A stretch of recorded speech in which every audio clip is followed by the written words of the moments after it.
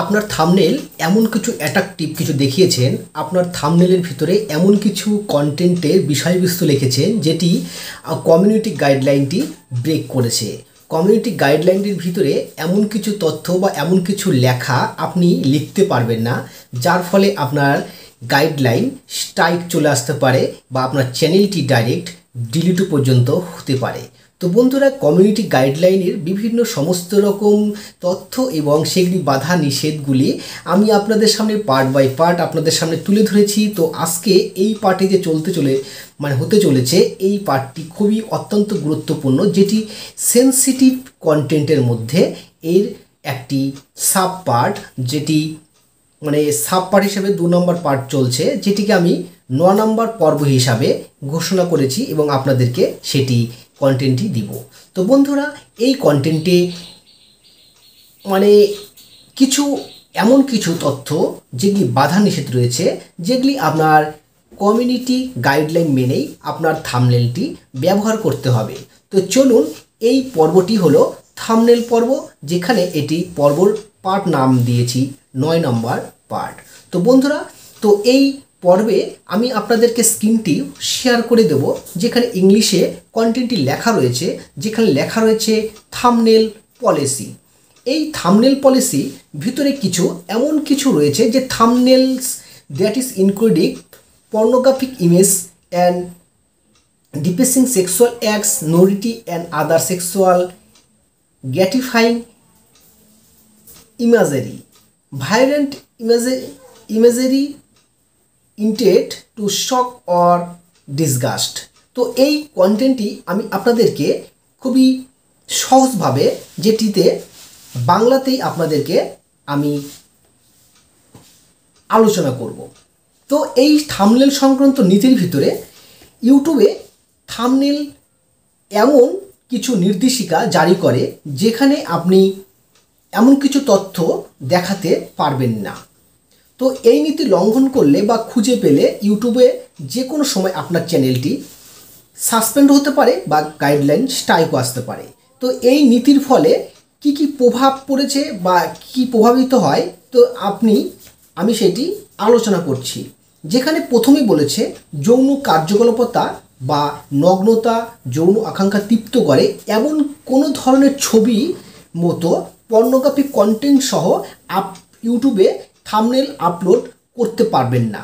তো এইগুলি আপলোড করলেই আপনার কমিউনিটি গাইডলাইন চলে আসবে। তারপর বলছে আতঙ্ক বা ঘৃণা উদ্রেক করে এমন হিংসাত্মক ছবিও আপনি পোস্ট করতে পারবেন না। রক্ত বা জমাট বাঁধা রক্তসহ গ্রাফিক অথবা বিরক্তিকর ছবিও আপনি থাম্বনেল হিসাবে ব্যবহার করতে পারবেন না।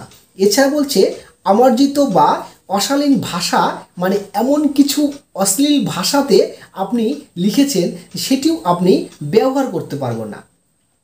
আসলে ভিডিওতে যে বিষয়ে কিছু নেই, আপনার ভিডিওর কন্টেন্টের ভিতরে এমন কিছু কথা বলেছেন আর আপনি থাম্বনেলে এমন কিছু কথা লিখেছেন যার ফলে সেটি ক্লিক হলো এবং ভিডিওতে গেল, কিন্তু সেরকম কোনো তথ্য বা সেরকম কন্টেন্ট আপনার ভিডিওর ভিতরে নেই, যার কারণে আপনার এই থাম্বনেল গাইডলাইন ব্রেক করবে এবং যার ফলে আপনার গাইডলাইন স্ট্রাইক চলে আসবে।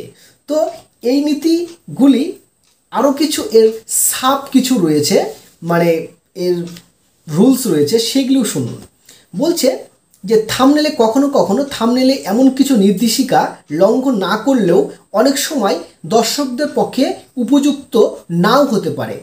আপনি এমন থাম্বনেল ব্যবহার করেছেন যেটি দর্শকদের কাছে ভালো নাও লাগতে পারে, কেউ রিপোর্ট মারতে পারে বা সেটি খারাপ লাগতে পারে কারো কাছে, যার ফলে আপনার সেই থাম্বনেল কমিউনিটিতে আপনার স্ট্রাইক চলে আসতে পারে। বা বয়স সংক্রান্ত তথ্যও যদি এমন দিয়ে থাকেন থাম্বনেলে, সেটিও আপনার গাইডলাইনে চলে আসবে।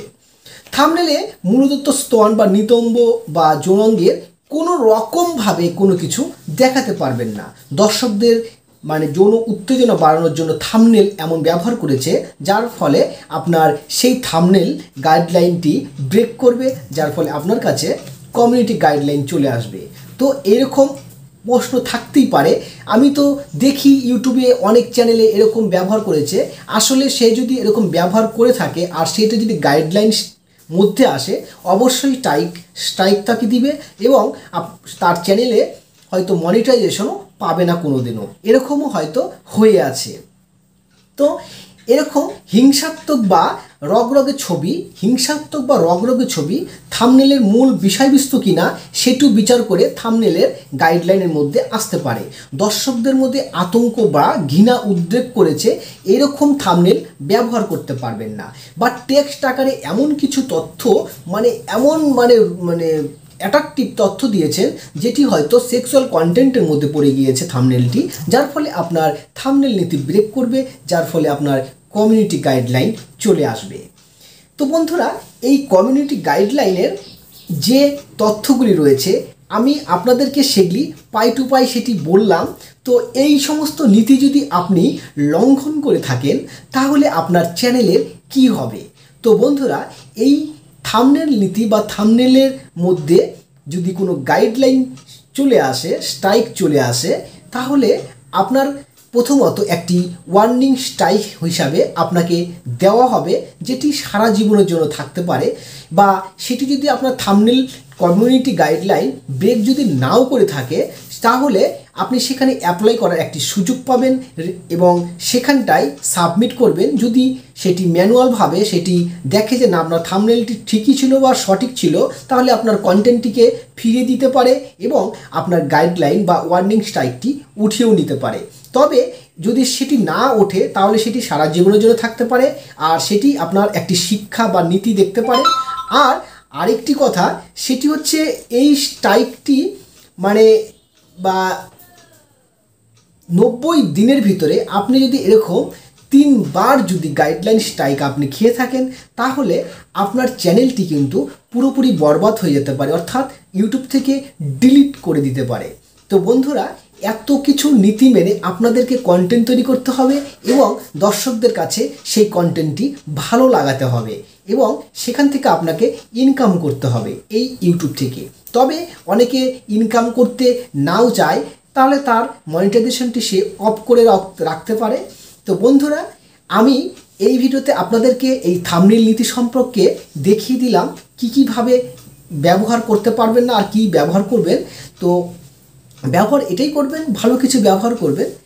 তো বন্ধুরা, ভিডিওটি অনেক হেল্পফুল ছিল, অনেক শিক্ষামূলক ছিল। তো বন্ধুরা, যদি ভালো লাগে একটি লাইক অবশ্যই করবেন, একটি লাইক। আর এই চ্যানেলটি যদি এখনও সাবস্ক্রাইব করে না থাকেন, সাবস্ক্রাইব করে অবশ্যই এই চ্যানেলের পাশে থাকবেন। তো সবাইকে একটি কথা শেষে বলবো, সবাই ভালো থাকবেন, সুস্থ থাকবেন। সবাইকে ধন্যবাদ।